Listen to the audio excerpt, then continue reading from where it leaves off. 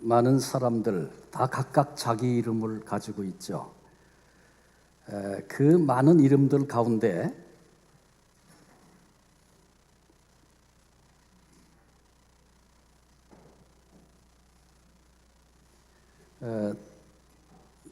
내가 자주 쓰고 친숙하고 또 내 머릿속에 늘 박혀있는 이름이 어떤 이름이냐, 그것에 따라서 그 사람의 인격, 그 사람의 삶의 성격, 이런 것들이 판가름이 난다 생각을 합니다.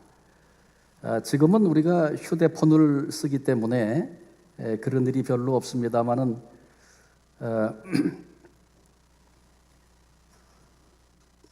과거에는 연말이 되면 우리가 다 수첩을, 옛날 수첩 꺼내놓고 새해 쓸 수첩 꺼내놓고 옛날 주소 이름 다 옮겨 적는 거, 그게 연말이 되면 반드시 해야 하는 일 가운데 하나였었습니다.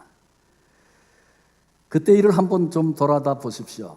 그러면 내가 수첩에 적어놨던 이름들, 주로 어떤 이름들이었을까? 내가 많이 쓰는 이름 어떤 이름이었을까?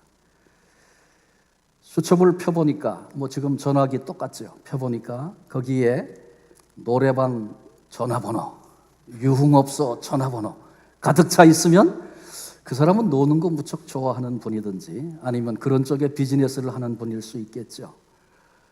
또 이름을 보니까 무슨 종로파, 조폭들 아무개 이름이 쭉 나온다면 아마 조폭 중에 한 사람이든지 조폭을 잡는 경찰이든지 둘 중에 하나일 것입니다.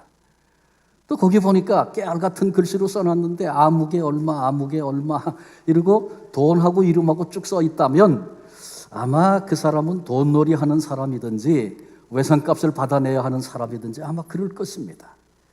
여러분, 내 인생의 수첩에는 누구의 이름들이 기록되어져 있습니까?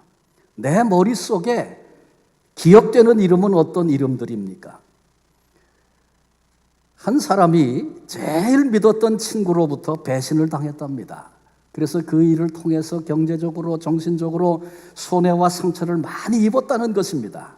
그래서 어느 날 곰곰이 생각을 시작했어요. 내가 이 땅에서 믿을 수 있는 사람이 누가 있겠나. 그래서 자기 수첩 꺼내놓고 전화번호 꺼내놓고 거기 적혀있는 이름들을 차례차례 살피기 시작했습니다. 그런데 놀라운 것은 이 사람이라면 내가 믿고 맡길 수 있겠다. 그래도 나를 배신하지 않겠다. 그렇게 자신이 드는 이름이 한 사람도 없더라는 것입니다. 여러분, 우리는 어떻습니까? 내 주변에 이 사람이라면 믿고 내 모든 걸 맡길 수 있겠다. 그런 사람들 얼마나 손가락으로 꼽을 수 있겠습니까? 그런데 여기 얼마든지 믿어도 좋을 그런 이름이 있습니다. 절망에 빠졌던 사람들이 그 이름을 알고 그 이름을 만나고 그 이름을 부르고 나서 소망을 찾은 이름입니다. 고독해서 어쩔 줄 몰라 하고 그랬던 사람이 그 이름을 부르고 나서 위로를 얻었던 그런 이름입니다. 슬픔에 빠졌던 사람들이 그 이름 만나고 나서 그 이름을 부르고 기쁨을 얻은 그런 이름입니다. 버림받았던 사람들이 그 이름 부르고 빛을 찾은 그런 이름이 있습니다. 그 이름이 곧 예수입니다. 예수라고 하는 이 이름의 본래의 뜻은 여호와는 구원이시다, 그런 의미를 가지고 있습니다. 오늘 우리가 읽었던 본문 말씀은 요셉에게 천사가 나타나서 주셨던 그런 말씀인데, 예수라고 하는 이름의 의미가 무엇인지를 구체적으로 본문이 설명해 주고 있습니다. 자기 백성을 저희 죄에서 구원할 자이심이라. 오늘 이 아침에 우리가 예수 믿는 사람들인데 예수라고 하는 그 이름의 의미가 무엇인지, 나와 무슨 관계가 있는지 본문을 통해서 그 의미를 살피고 우리에게 주시는 그 은혜 함께 나누려고 합니다. 첫째로 자기 백성을 그랬어요. 본문에 여기서 말하는 자기 백성은 누구를 말합니까? 크게 두 가지로 살필 수 있습니다. 첫째는 하나님이 선택하신 이스라엘 백성을 말하는 것입니다. 세상에는 얼마든지 강하고 위대한 민족이 많습니다. 그런데 왜 하나님은 하필이면 이스라엘 백성을 자기 백성으로 선택하셨는가? 이것은 하나님만이 아시는 신비고 비밀에 속한 것입니다. 그런데 한 가지 확실한 것이 있습니다. 그건 뭐냐 하면 이스라엘 백성은, 이스라엘 민족은 다른 민족에 비해서 약하고 미미함에도 불구하고 하나님이 선택해 주셨다라고 하는 사실입니다. 또 자기 백성이라고 하는 또 하나의 의미는 모든 이 땅에서 하나님을 믿는 사람들, 크리스찬들을 의미합니다. 다시 말하면 이 자리에 함께 예배하고 있는 저와 여러분, 우리 모두를 의미해서 자기 백성을 그렇게 말씀하신 거예요. 우리는 본래 하나님의 백성이 아니었습니다.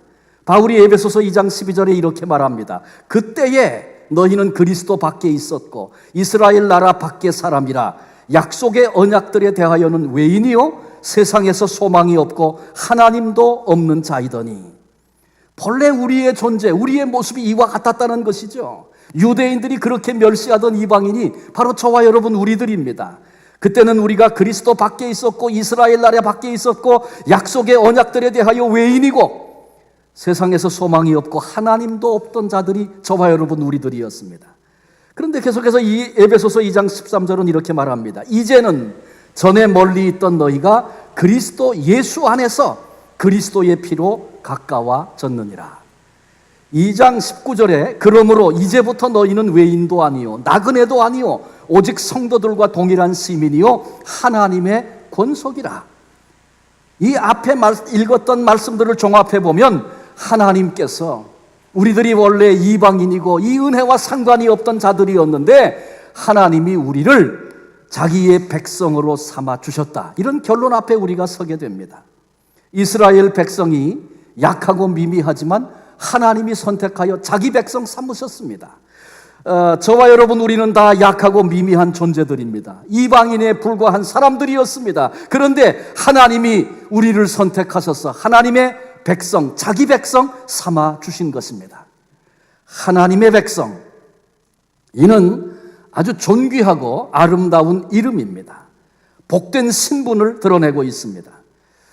시대마다 세계 강대국들이 변화되어 왔는데 그 강대국들, 그들이 자기 나라 그 시민권에 대한 대단한 긍지들을 가지고 살았었습니다. 로마 제국, 세계가 로마를 제패했을 때 로마 시민권, 우리 사도행전에서 이미 살펴봤듯이 그 시민권은 대단한 것입니다. 오늘 세계 속에서 그래도 세계 속에서 가장 많은 사람들이 시민권 갖고 싶은 나라 그러면 아마 미국을 꼽을지 모르겠어요. 부러움의 대상일 수 있습니다. 그러나 기억해야 할 것이 있습니다. 그건 뭐냐 하면 세상 나라는 지나간다는 것입니다. 로마 제국 역사의 뒤안길로 사라졌습니다. 그러므로 미국, 그 미래와 장래 아무도 예측할 수 없는 것입니다. 그런데 여기 사라지지 않는 영원한 나라가 있습니다. 그 나라가 바로 하나님의 나라입니다. 하나님께서 저와 여러분 우리를 선택하셨습니다. 그래서 하나님의 나라의 시민, 하나님의 백성 삼아 주신 것입니다. 이것은 은혜 중에 은혜요 특권 중에 특권 아닐 수 없습니다. 본문은 두 번째로 저희 죄에서 이렇게 말씀했습니다. 하나님이 미약한 존재들을 선택하셔서 하나님의 백성 삼아 주셨는데 하나님의 백성이 계속해서 죄를 짓고 살아왔다는 것입니다. 죄라는 말은 헬라어로 하마르티아 이런 단어를 씁니다. 이 하마르티아라는 단어는 화살이 관역에서 빗나갔다 그런 의미를 가지고 있습니다. 사람이, 우리 인간이 하나님의 관역, 다시 말하면 하나님의 뜻에서 빗나간 상태로 살고 있다 그런 의미입니다. 하나님께서 약하고 미미한 존재들로 자기 백성을 삼아 주셨더니 계속해서 하나님의 뜻에서 빗나간 삶을 살고 다시 말하면 죄를 짓고 신음하며 죽어가고 있는 것입니다. 이 같은 은혜를 주셔서 선택하셔서 내 백성 삼으셨는데 이 같은 자기 백성의 모습을 바라다 보고 계신 하나님 아버지의 그 아픔, 하나님 아버지의 그 마음 우리들이 이 절기에 생각할 수 있어야 합니다. 우리가 이 땅을 살아가면서 내가 낳아서 키우는 자식들, 내 자식, 만약에 내 자식이 어디를 크게 다쳤든지 아니면 실패했든지 어떤 어려운 일 때문에 고민하고 고통하는 그런 모습만 봐도 부모된 우리는 어떻습니까? 속이 상하고 밤잠을 잘 수 없고 그런 거 아니겠습니까? 이게 자식을 향한 부모의 마음입니다. 사춘기를 넘어가고 있는 외아들을 둔 한 아버지가 있었습니다. 너무너무 지치고 힘들고 고통스러운 모습으로 목사님을 찾아와서 상담을 합니다. 목사님, 제 아들이 도무지 말을 듣지 않습니다. 매사에 도전적이고 반항적이고, 내가 이건 하나다 그러면 둘이라고 소리를 지르고 악을 쓰고, 이쪽에서 둘이라 그러면 하나라고 우기고, 걸핏하면 뛰쳐나가고, 입을 뒤집어 쓰고, 언제부턴가 입가에서는 담배 냄새가 풀풀 나고, 뿐만 아니라 내 주머니를 뒤지고 내 지갑을 뒤지는 일도 벌어졌습니다. 돈도 꺼내간다는 겁니다. 이제는 내 힘으로 어떻게 자식을 해볼 수 없는 한계가 벗어나 버린 그런 상황에 서게 됐다는 것입니다. 아들이 이렇게 되면서 사업도 재미가 없고, 가정도 말이 아니고, 인생 자체가 허무해지고, 그렇게 사랑스러웠던 아들인데 그 아들이 이제는 말할 수 없이 미워진다는 것입니다. 내가 어떻게 하면 좋겠습니까? 이런 얘기를 들은 목사님이 이렇게 설명했다고 그래요. 정말 아버지로서 할 수 있는 일이 하나도 없다고 느껴집니까? 예, 그렇습니다.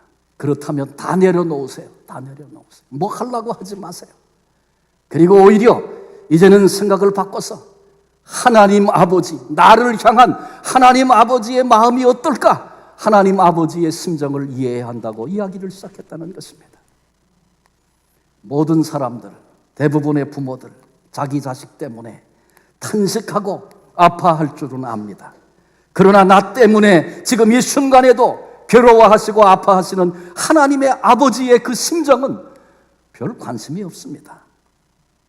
상관없이, 아무런 관계없이 그렇게 오늘을 삽니다. 어쩌면 그 고통을 끌어안고 왔던 그 아버지에게 있어서 빗나간 자식의 그 모습, 어쩌면 사실 하나님 앞에 서 있는 우리의 모습, 나의 모습일 수 있습니다. 하나님이 나를 바라다 보시면서 나 때문에 내게 주신 그 사랑이 얼마나 큰데, 얼마나 큰 은혜를 베풀어 주셨는데, 너는 내 아들이라고, 너는 내 딸이라고, 내 백성이라고 선언하시고 하나님의 것 삼아 주셨는데 하나님과 상관도 없고 하나님 마음 관심도 없고 그렇게 살아가는 그런 모습 아닌가 돌아다 봐야 합니다. 하나님은 우리들의 아버지십니다. 우리를 하나님의 백성 삼아 주신 분이십니다. 그러함에도 우리가 내 뜻대로만 살아온 죄인들이 아닌가, 주님의 뜻, 주님의 심정은 헤아리지 못한 죄인들은 아닌가 되돌아보아야 합니다. 이것이 성탄절에 우리가 생각해야 할 두 번째 문제입니다. 이제 마지막 세 번째로 구원할 자, 그렇게 말씀하셨습니다.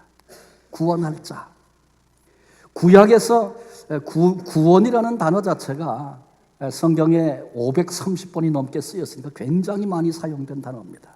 그런데 구약에서 구원이라고 쓰여진 이 단어는 하나님이 택한 백성을 대적들로부터, 애굽이나 바벨론으로부터 구해내시는 사역을 구원이라고 표현했습니다. 절망적인 상황, 원수의 위협, 질병, 두려움과 공포, 거기서부터 건져내시는 사역을 구약에서는 구원이라고 말씀했어요. 이사야 43장 11절에 나 곧 나는 여호와라, 나 외에 구원할 자가 없느니라. 하나님이 그렇게 선언하셨어요. 하나님이 구원이시라는 것입니다.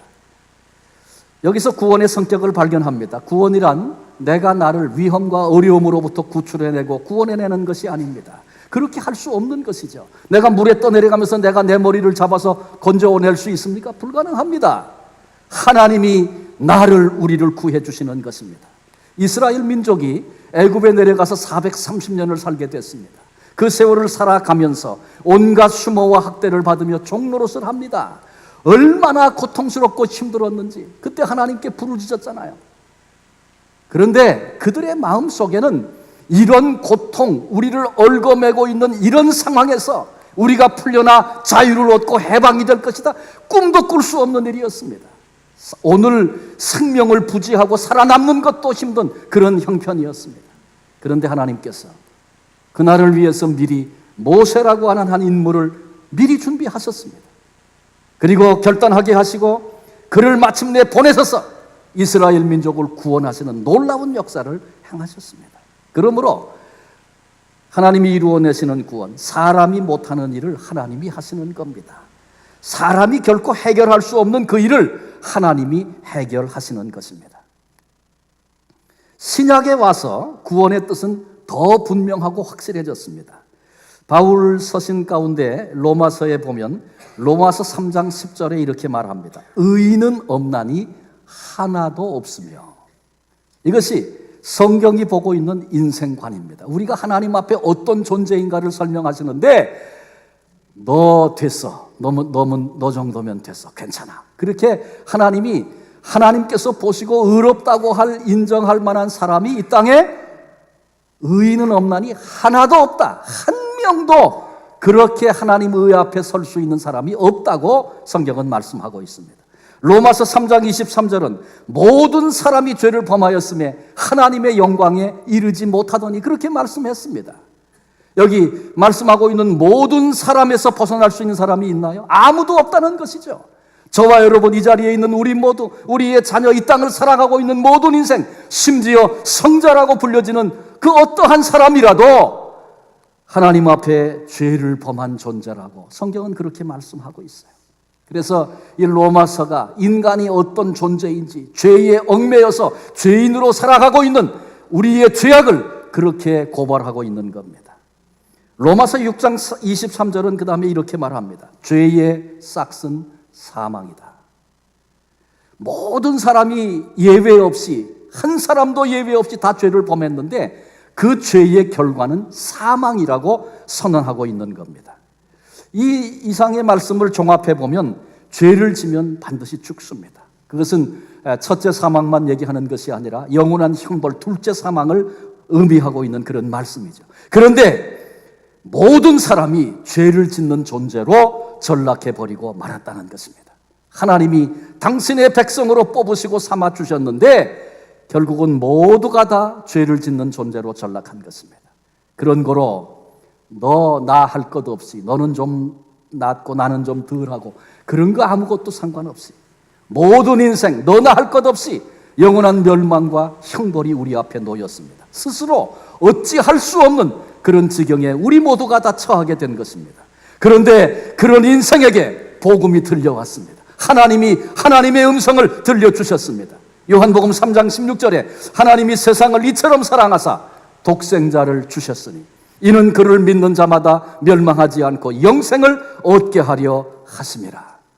성경을 한 절로 줄인다면 요한복음 3장 16절 아니겠습니까?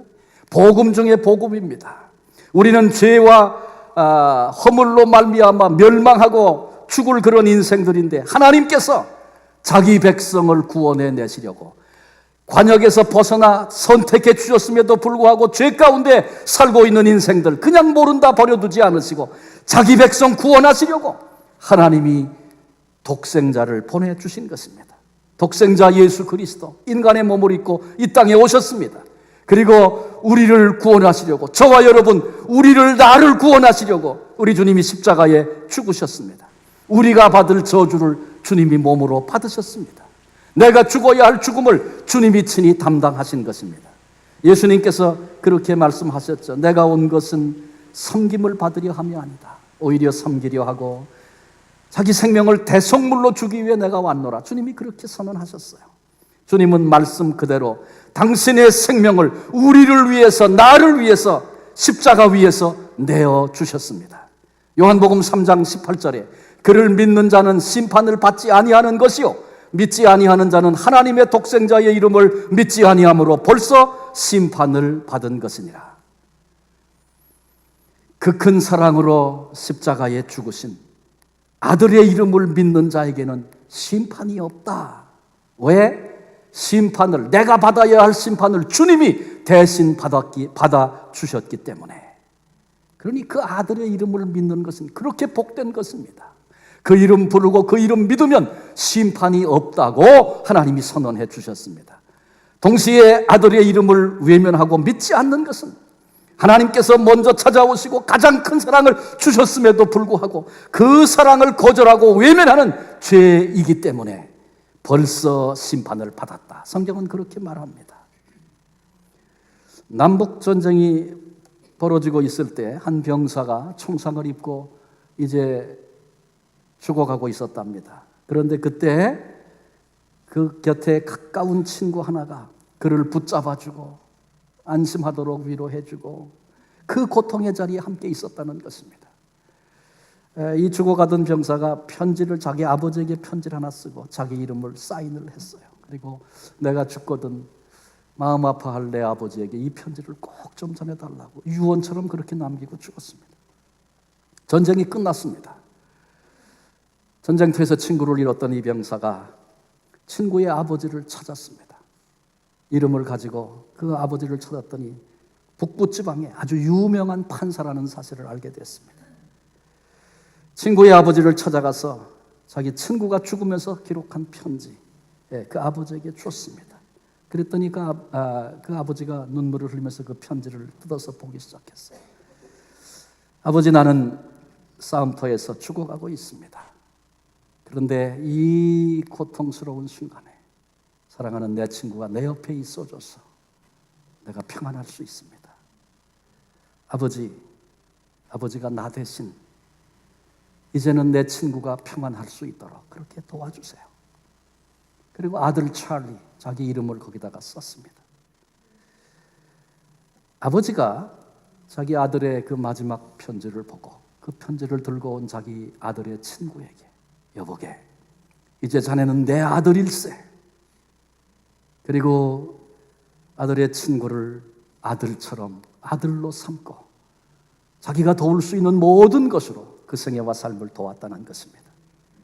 아들 예수 그리스도의 이름, 하나님의 아들 예수 그리스도 그 이름, 우리를 위해서 흘리신 그 보혈, 소유한 성도들은 하나님께서 아들 예수 그리스도를 대하시듯이 예수 그리스도를 통하여 우리를 보시는 것입니다. 성경에 보면 하나님께서 우리를 바라보시면서 기쁨에 겨워서 어쩔 줄 몰라 하신다 그랬어요. 저는 처음에 그 본문을 읽으면서 아니, 하나님이 나 같은 걸 보시고 뭐 그리 기뻐하실까? 내게 그렇게 기뻐하실 만한 것이 있나? 도무지 이해가 되지 않는 그런 말씀이었어요. 왜? 내가 나를 알기 때문에.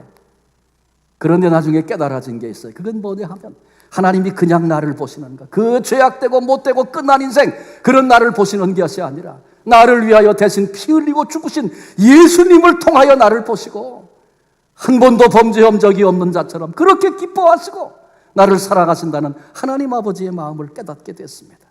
그래요, 예수 그리스도의 이름을 붙잡고 살아가는 이들에게는 하나님께서 아들 예수 그리스도 그 이름을 통하여, 그 십자가를 통하여 나를 바라보시기에 우리가 부족하고 죄악된 존재여도 하나님의 기쁨이 되는 것이고 하나님께서 은총으로 그런 이들과 함께 하신다는 것, 결코 우리는 잊지 말아야 합니다. 예수님께서 자기 백성을 저희 죄에서 구원할 자로 우리를 찾아오셨습니다. 믿고 구원받고 심판에 이르지 않는 복된 성도들, 하나님의 말씀으로 그대로 믿고 이 은혜를 누리는 복된 성도들이 되시기를 바랍니다. 이 땅에 있는 수많은 이름 가운데 가장 복된 이름이 있습니다. 예수 그리스도 그 이름입니다. 그 이름 속에 하나님의 선택하심이, 인간의 실존과 죄악됨이, 그리고 위로부터 부어진 구속의 은총이, 모든 비밀이 그 안에 다 담겨 있습니다. 그 이름을 부르는 자마다 놀라운 은혜를 덧입습니다. 멸망에 처한 자, 멸망할 수밖에 없는 자, 멸망받을 자가 그 이름 부르고 구원에 도달하게 되고, 버려진 자가 그 이름 부르고 새 삶을 얻게 되고, 죽을 자가 그 이름 부르고 사는 은총을 누리게 되는 것입니다. 우리 모두도 예수 그리스도 그 이름으로 인해서 고난 속에서도 세상이 모르는 용기, 예수님 이름 때문에 용기를 얻는 복된 성도들이 되시기를 바랍니다. 예수님의 이름 때문에 절망이 내 앞을 가로막아도 남들이 모르는 위로와 소망을 붙드는 그런 역사가 경험되어지시기를 바랍니다. 예수님의 이름 때문에 유혹이 나를 찾아오고 인간적인 생각이 내 앞을 가로막을 그때에도 주님이 기뻐하시는 거룩한 삶과 그 길을 선택해 나갈 수 있는 그런 은혜가 넘치시기를 바랍니다. 오늘은 성탄 주일입니다. 주님께서 아기 예수로 구체적으로 이 땅에 나를 찾아오신 그 은혜와 그 사랑을 생각하며 감사하며 예배하고 있는 시간입니다. 우리의 남은 생에 살아가면서 어떤 상황이 우리를 기다릴지 아무도 모릅니다. 그런데 거기서도 예수 이름을 붙잡는 자로, 예수 그 능력의 이름을 부르는 자로, 예수 그 이름을 믿는 자로, 예수 그 이름에 속한 자로 남은 생애를 살아가 승리하는 한 분 한 분. 그래서 하나님 아버지의 기쁨이 되어주시기를 주님의 이름으로 축원합니다. 기도하시겠습니다. 하나님, 우리에게는 약점도 있고 고쳐지지 않는 죄악도 있고 도무지 소망 없는 그런 것들 우리 속에 너저분하게 너무나 많이 있는 것, 성령의 비침을 받을 때마다 보게 되고 깨닫습니다. 그런데 그런 우리들을 더럽다 아니하시고 먼저 찾아오셔서 너는 내 것이라고 하나님의 백성 삼아주시고 독생자 보내주셔서 내가 어찌할 수 없고 우리가 어찌할 수 없는 그 죄악의 짐, 그래서 마침내 영벌에 처할 수밖에 없는 그런 것들 친히 몸으로 짊어지시고 십자가에 죽으시려고 우리에게 새 생명 새 길 열어주시고 하나님의 기쁨이라고 하나님의 자녀라고 그렇게 말씀해 주시려고 아기 예수로 우리를 찾아오시는 이 복된 절기에 아버지 하나님, 하나님의 사랑과 그 마음 우리의 눈이 열려서 깨달아지게 하시고 보게 하시고, 그래서 오늘 여기서 그 은혜 앞에 어떤 모습으로 어떻게 감사하며 오늘을 내가 살아야 할 것인가 다시 확인되어지는 이 시간 될 수 있도록 성령님께서 우리의 눈을 열어주시고 우리의 심령을 조명해 주시고 새로운 은혜로 충만하게 하셔서 이 땅에 많은 사람들이 자기의 명예와 이익을 찾아서 그렇게 인생들을 살아가고 있는 이때에 아버지의 마음 깨닫고 하나님 아버지의 기쁨으로 남은 생애를 살 수 있는 참으로 복된 하나님의 자녀들 다 될 수 있도록 머리 위에 기름 부어주시고 복 주시고 삶 전체가 그렇게 하시고, 그래서 그런 흔적 남기는 승리자들 다 될 수 있도록 우리 하나님 붙잡아 주시고 영광을 받아 주시옵소서. 소망으로 우리를 찾아오신 예수님의 이름으로 기도합니다. 아멘.